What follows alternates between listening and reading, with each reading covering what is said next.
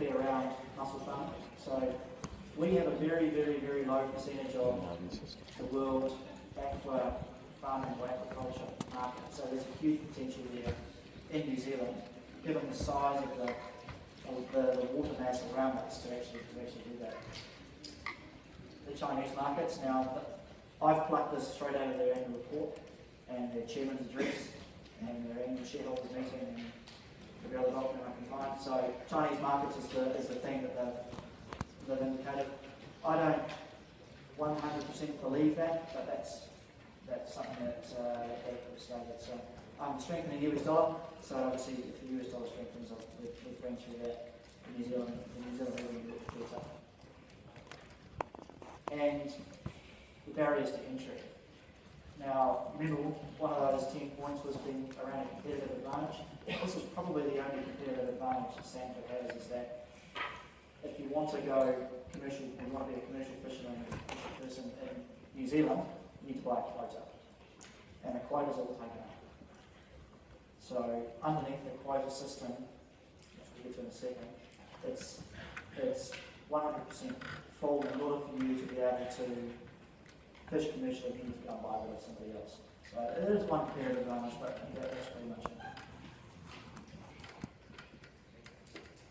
So the competitors. It is a board at the top corner, but I can't see them. So as I said, they own 23% of the quota in New Zealand. The business is strong in commodities, so it's a commodity business. Catches fish, sells fish, catches fish, sells fish. It's a pretty simple sort of business model, but it's got a very weak brand position. It's never had a brand position, so there's its opportunity. But in terms of that, its competitors do a better job than Sanford. So Sealord and Telly's have the other two major quotas, and then 20% of the quota go to the commodity as well. So it is pretty well taken up.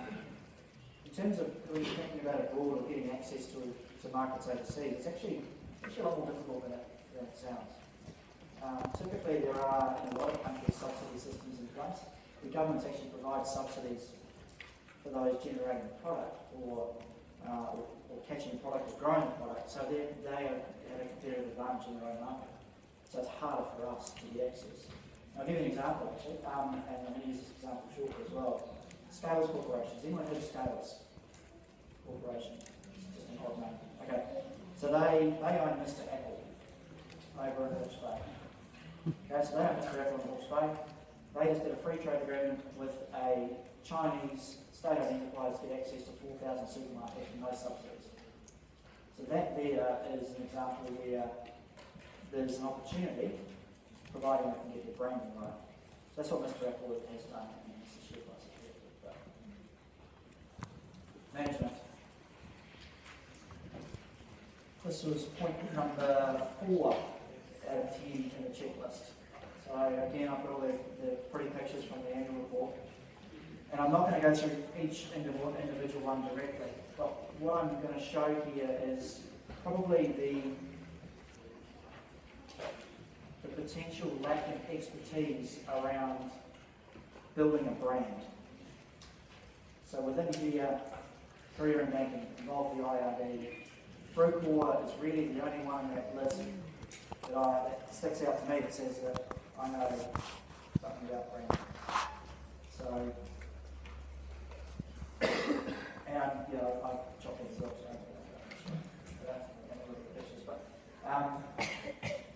within their executive management team, so their CEO, their CFO, etc., they've been with the firm for quite a long time, and they've never really made any traction in terms of revenue growth, net profit growth, and dividend growth. So I put a question mark next to the ability for management to build that brand. So I'm hoping that the 2 or 3 that have joined them recently help them grow.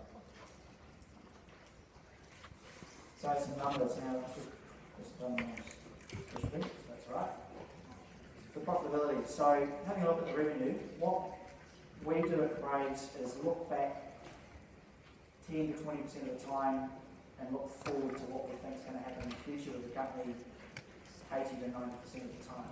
So you'll notice that my figures there 14 and 15, so those are the 2 years we've just been through. Full year 16, 17 and 18, those are estimates on what we think is going to happen. And that does take into account estimates on foreign currency as well. So we expect the US dollar to get stronger. But the growth is pretty uninspiring. Those numbers up there. Really uninspiring set of numbers. And the net profit margin is generally supposed to grow based on the liquidated a lot of their underperforming assets and the US dollar is supposed to grow. But even so, it's pretty sort of underwhelming, the numbers. So just don't put a good picture here of whether you should be buying it or not.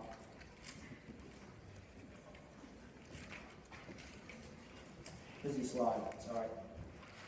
So you can tell me, no, I can answer this question. So the earnings per share is basically the net profit divided by how many shares of ownership. So that's been fairly lumpy up until now, and I would suggest that going forward it will still be a little bit lumpy. I think those numbers are a bit probably not quite 100%, but so the growth has been fairly lumpy across that period of time. So I'll ask a question. Who can tell me what a dividend is? Someone from the front third. This is still awake. Yep. Yep. So it's a slice of profit you can receive from owning a share in that company. So why is that? Why is a dividend important? Why is a dividend important? And John, what are you asking for? You categorise that, don't you? Why is a dividend important? Yep. Yeah, it gives you an incentive to invest in that company. It gives you a reason to invest in it. And not all companies, we have to come in and go there, I can't tell you about that. Not all companies produce a dividend, they reinvest some of that, but in Sanford's case, the main reason you invest in that company is because of dividend. So if the dividend per share for the last 10 years has been flat, then why bother investing in it? So a couple of things that can affect dividends. Inflation. Who's doing economics as well as accounting? So you've covered off inflation, you've covered off CPI? Yep. Right. Crash course. In 1965, what's that number? 1965, you had 10 $100 bills. You had $1,000 New Zealand dollars. What do you think you could buy for $1,000 in 1965? Hands up to us alive in 1965. So, that's a loaded question. Okay, well, that's good. What could you buy in 1965? You could buy a very expensive car, for example. Right? You could buy a very expensive Indian car in 1965. Mustang, okay. You buy a very expensive 1965 Mustang for $1,000. You think you could buy a 2016 Mustang for $1,000 now? Who said yes?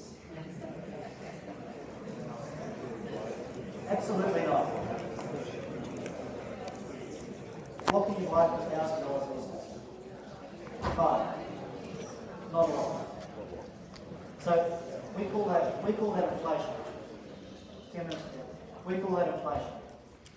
So that is basically the power of your money being eroded over time. Because those 10 $100 bills haven't gotten bigger or smaller. They're still there, but what they can actually buy you is a hell of a lot less. So the point we make is if your dividends aren't growing to keep up with inflation, you're getting paid the same thing every single year. What you can buy with that is going to be getting less and less and less and less over time. So point 1 out of our list of 10 points is a dividend, and point number 5 and 8 is a growing dividend stream. So it hasn't been growing. So if it doesn't grow, because of a dividend, why bother investing? So you can see here, I've gone back to dividend yield, 5.7, 5.7. It's the the same year on year. Now 5.7 probably looks pretty good at the moment, but if it's not growing at all, then why would we bother investing in Australia?